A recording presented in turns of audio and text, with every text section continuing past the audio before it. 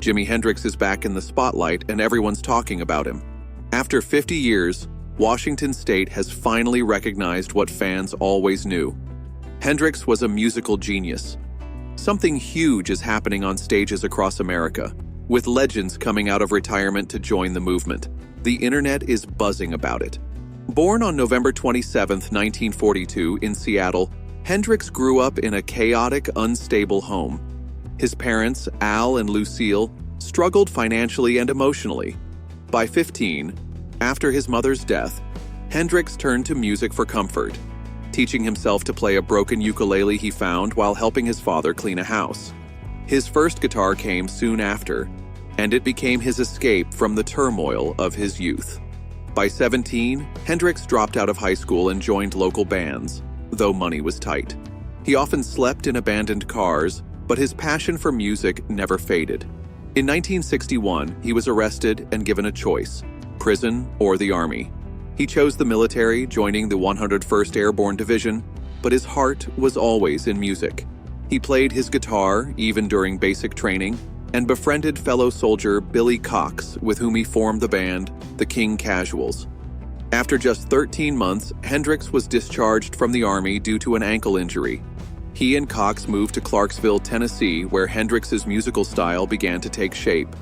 He played a right-handed guitar upside down and incorporated flashy moves like playing with his teeth, a necessary spectacle to stand out in the competitive world of live performances. It was the beginning of what would become his legendary career.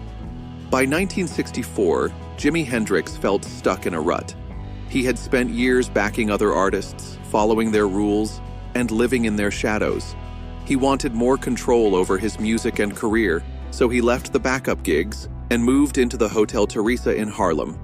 There, he met Faye, who became his girlfriend and supporter. She pushed him to keep going, and soon Hendrix was performing around Harlem and sitting in with different bands. In February 1964, he won first place in the Apollo Theater's amateur night contest, giving his confidence a huge boost. This led to an audition with Ronnie Isley, and Hendrix joined the Isley Brothers' backing band. In March 1964, he recorded his first studio track, Testify, but it didn't chart. His big break came in May with Don Covey's Mercy Mercy, which hit number 35 on the Billboard charts. By October 1964, tired of the routine, Hendrix left the Isley Brothers and joined Little Richard's band. In February 1965, they traveled to Los Angeles, where Hendrix recorded a single, I Don't Know What You Got, But It's Got Me. It didn't chart well, but during his stay in Hollywood, he met Rosa Lee Brooks and recorded 2 tracks with her.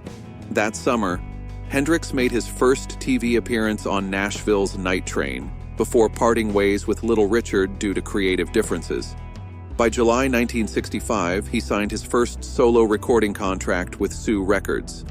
He briefly rejoined the Isleys, recording Move Over and Let Me Dance, but then joined Curtis Knight and the Squires, where he recorded How Would You Feel in October. In 1966, Hendrix started working on his own sound. He formed a band called Jimmy James and the Blue Flames, which played in New York's Greenwich Village. It was during this time he began experimenting with new stage moves and styles. By September 1966, the band had played their final shows, and Hendrix left for London on September 24, 1966, with just a guitar, a few clothes, and $40 to his name. This trip would change his life forever. In the summer of 1966, Jimi Hendrix had been playing small gigs in New York City under the name Jimmy James. One night at Café Hua in Greenwich Village, former Animals bassist Chaz Chandler saw him perform and immediately knew he had found something special. Just 12 days after Jimmy arrived in London, the Jimi Hendrix Experience was born on October 6, 1966. Chandler quickly assembled the band, recruiting Noel Redding, who understood blues progression, and Mitch Mitchell, fired from the Blue Flames. They started performing right away, joining French singer Johnny Hallyday on a short tour. Hey Joe was recorded on October 23rd, followed by Stone Free on November 2nd, which marked Hendrix's first original composition with the band. Despite their talent, securing a record deal was tough. Eventually, The Who's managers, Kit Lambert and Chris Stamp, signed them to their new label, Track Records, and Hey Joe was released in December. The song charted at number 41 and climbed to number 6, staying on the UK charts for 10 weeks.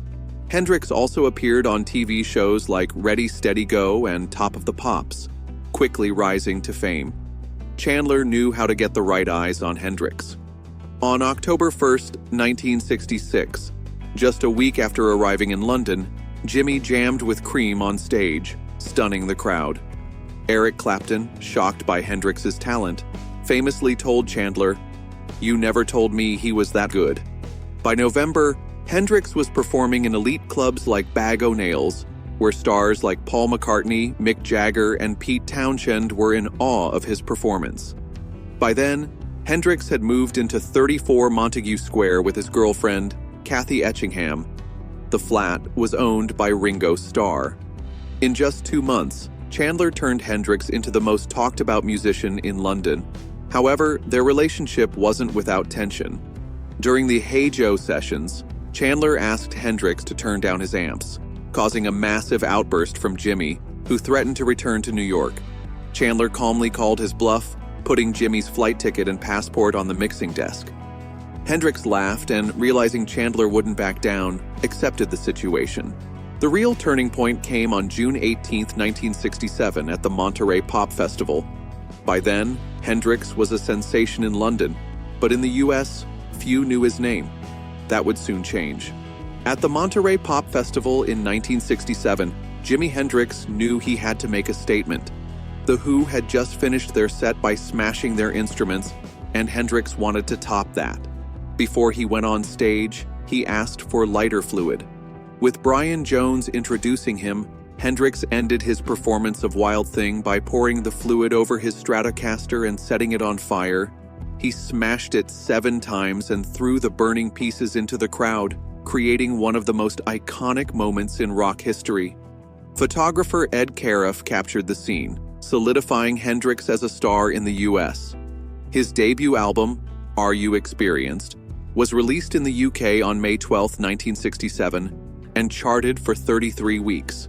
It reached number 2, only behind Sgt. Pepper's Lonely Hearts Club Band. The UK version didn't include hits like Purple Haze or Hey Joe, but it showcased Hendrix's blues roots with tracks like Red House. After his success at Monterey, the US version was released with new cover art and hit songs like Purple Haze. Though Purple Haze only reached Offerus 65 on the singles chart, the album itself became a massive hit on FM radio, staying on the Billboard charts for 106 weeks. By 1969, the Jimi Hendrix Experience was falling apart. On June 29th, they played their last show at the Denver Pop Festival, where tear gas was used to control the crowd. Noel Redding soon left the band. Later that year, Hendrix performed his iconic version of the Star-Spangled Banner at Woodstock, though the crowd had dwindled due to delays. Hendrix struggled with substance abuse, including alcohol and drugs, which affected his performances. On May 3, 1969, he was arrested for drug possession in Toronto, but was acquitted. Despite this, he faced increasing personal and professional pressure. By September 1970, Hendrix was emotionally drained. He tragically overdosed on Vesparax sleeping pills in London, dying on September 18th at age 27, joining the 27 Club. His death remains shrouded in mystery. In 2025, Hendrix's legacy endures. On March 18th, Washington State awarded him the Medal of Merit for his global musical impact. The Experience Hendrix Tour returned, with musicians honoring his work.